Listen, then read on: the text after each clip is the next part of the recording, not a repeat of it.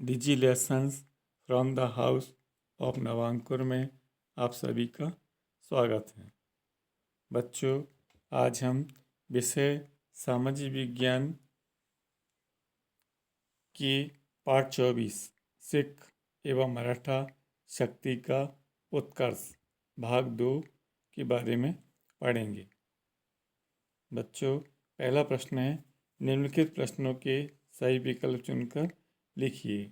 इसमें पहला प्रश्न है, खालसा समूह का निर्माण किया। तो इसके 4 विकल्प दिए हुए हैं। तो इसका सही उत्तर है गुरु गोविंद सिंह ने।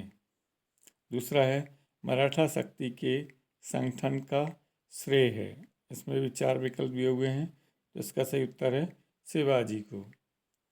तीसरा है, शिवाजी की बढ़ती शक्ति को देखकर बीजापुर के सुल्तान ने शिवाजी का दमन करने के लिए किसे भेजा। इसके भी 4 विकल्प दिए हुए हैं। इसमें सही उत्तर है अफजल खां को। चौथा है, शिवाजी के अष्टप्रधान में सर्वोच्च स्थान था। इसमें 4 विकल्प दिए हुए हैं। इसका सही उत्तर है पेशवा का। अब दूसरा प्रश्न है, रिक्त स्थानों की पूर्ति कीजिए। पहला है, सच्चा पातशाह की उपाधि खालिस्तान को दी गई। तो पहले खालिस्तान में आएगा बंदा बहादुर। दूसरा है, सिखों के प्रथम गुरु खालिस्तान थे। तो खालिस्तान में आएगा गुरु नानक। तीसरा है, शिवाजी ने अपना राज्याभिषेक कराकर खालिस्तान की उपाधि धारण की। तो तीसरे खालिस्तान में आएगा छत्रपति। चौथा है, शिवाजी के राज्य की आय का साधन खालिस्तान था। तो खालिस्तान में आएगा भूमिकर। बच्चों, गुरु गोविंद सिंह ने सिख शक्ति को मजबूत करने के लिए क्या प्रयास किए थे। इसका उत्तर है गुरु तेग बहादुर के पुत्र गुरु गोविंद सिंह 10वें गुरु थे। इन्होंने सिख समुदाय को खालसा का नाम देकर एक पृथक समूह का निर्माण किया। उन्होंने प्रत्येक सिख को केश, कंघा, कृपाण, कच्छा व कड़ा रखने के आदेश दिए। उन्होंने सिख समुदाय को एक शक्तिशाली संगठन के रूप में बदल दिया। अगला है, शिवाजी को प्रारंभिक जीवन में किस प्रकार की शिक्षा मिली। इसका उत्तर है शिवाजी को प्रारंभिक जीवन में स्वतंत्रता और सदाचार की शिक्षा मिली। अगला है, शिवाजी ने अफजल खां का वध क्यों किया। इसका उत्तर है अफजल खां ने शिवाजी को षड्यंत्र से मारने की योजना बनाई। शिवाजी को इस षड्यंत्र का पता चल गया और उन्होंने अपनी रक्षा के लिए अफजल खां का वध कर दिया। अगला प्रश्न है, टिप्पणी लिखिए।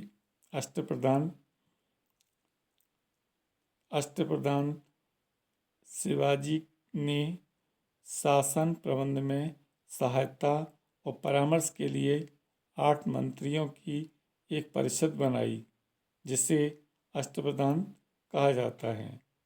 इस परिषद में प्रत्येक व्यक्ति अपने विभाग का प्रमुख होता है, परंतु सभी शिवाजी की अध्यक्षता में काम करते थे। ये अष्टप्रधान इस प्रकार हैं। पहला है पेशवा, जिसे प्रधानमंत्री कहते हैं। अमात्य, ये वित्त मंत्री था। सुमंत, ये विदेश मंत्री था। मंत्री सचिव, पंडित राव पुरोहित, सेनापति, न्यायाधीश आदि। अगला प्रश्न है, शिवाजी की सैनिक व्यवस्था। शिवाजी ने नियमित एवं स्थायी सेना की व्यवस्था की थी। उनकी सेना में पैदल, अश्वारोही, जल सेना भी थी। सैनिकों पर कठोर अनुशासन व नियंत्रण रखना जरूरी था।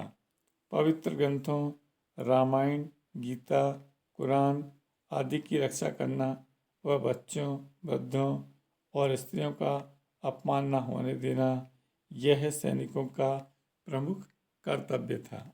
अगला प्रश्न है, मुगल तथा सिख संबंधों को स्पष्ट कीजिए।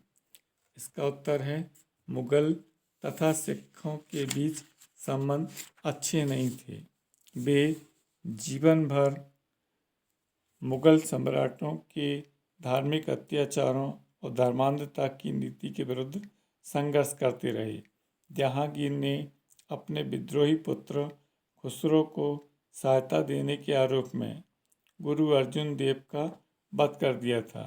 गुरु गोविंद सिंह के शक्तिशाली संगठन को देखकर उनके 2 पुत्रों को जीवित चुनवा कर मार डाला गया तथा औरंगजेब के उत्तराधिकारी फारूक हसियर ने बंदा बहादुर को यातना देकर मरवा दिया।